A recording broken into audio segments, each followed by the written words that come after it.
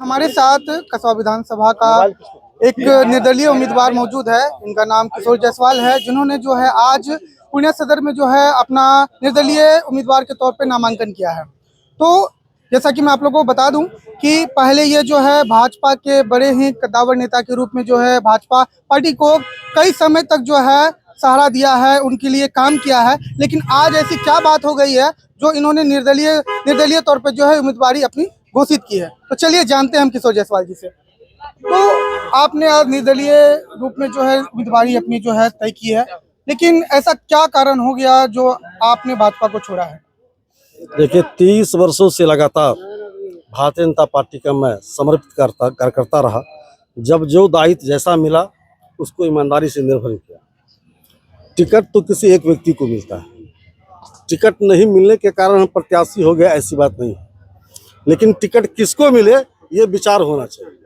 कस्बा का नेता, कस्बा का बेटा, लगातार कस्बा बाहरी उम्मीदवारों का एक प्रिय स्थल रहा है।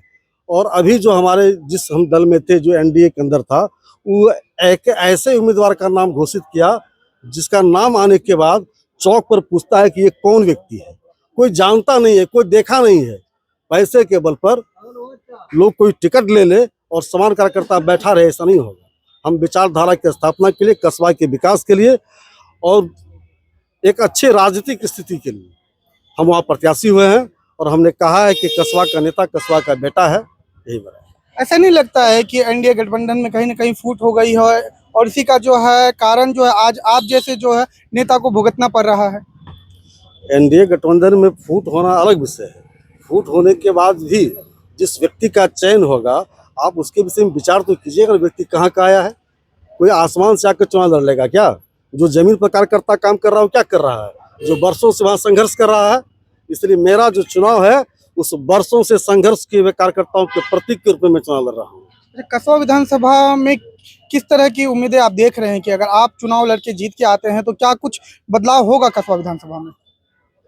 सबसे पहला तो मैंने शुरू से कहा है, जब मैंने चुनाव लड़ने का मन बनाया था, कि कस्बा को अनुमंडल का दर्जा मिलना चाहिए। कस्बा में महिलाओं का महाविद्यालय होनी चाहिए। कस्बा का जो लॉ एंड ऑर्डर है उस वहाँ के भूगोल के हिसाब से और समृद्ध होना चाहिए। और वहाँ जो गांव में रहने वाले पुल पुलिया हैं उनका निर्माण हो, क्योंकि उससे कृषि प्रभावित होता है।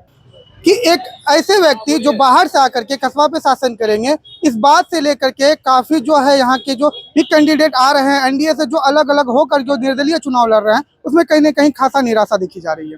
तो इसी तरह की तमाम खबरों के लिए बने रहिए हमारे साथ।